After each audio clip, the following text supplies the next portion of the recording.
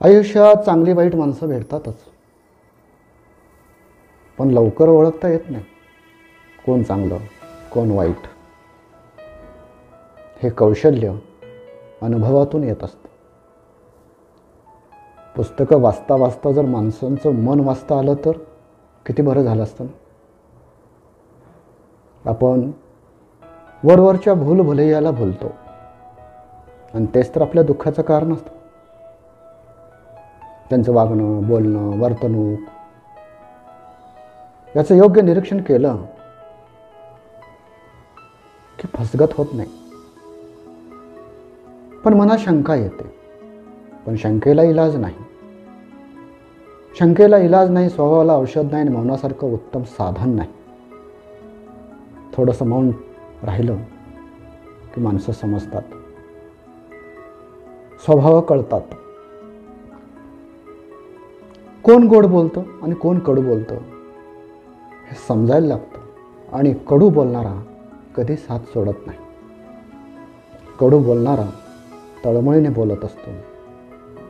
तुम्हाला माहित आहे, आकाशात ऊन आणि पाऊस यांचा संघर्ष असतो. तेव्हाच आकाशात एक सुंदर इंद्रधनुष्य तयार होतं. आपलं आयुष्य हे असंच आहे, संघर्षमय. संघर्षातूनच आपल्या जीवनामध्ये इंद्रधनुष्य फुलत असतं आणि आपलं आयुष्य इंद्रधनुष्याप्रमाणे होऊन जातं. तांदूळ जर कुंकवासोबत मिक्स झाले तर ते देवाचरणी पोहोचतात, पावन होतात, पवित्र होतात. जर डाळीत मिक्स झाले तर त्याची खिचडी व्हायला वेळ लागत नाही. आपल्याला आयुष्याची खिचडी नाही बनवायची, आपल्याला आपलं आयुष्य सुंदर बनवायचं आहे.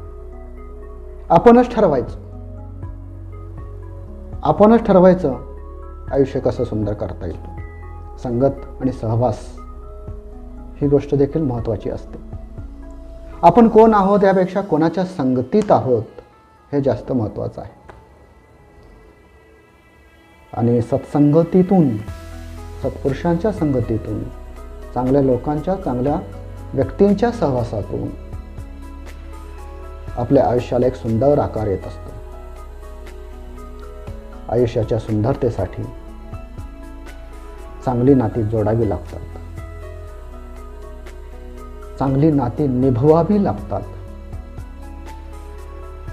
तर आयुष्य सुंदर होतं आणि नात्यामुळे आयुष्याला सुंदरता प्राप्त होते. पुन्हा भेटू असाच चांगला विचार घेऊन पुढच्या वेळेस. तोपर्यंत नमस्कार.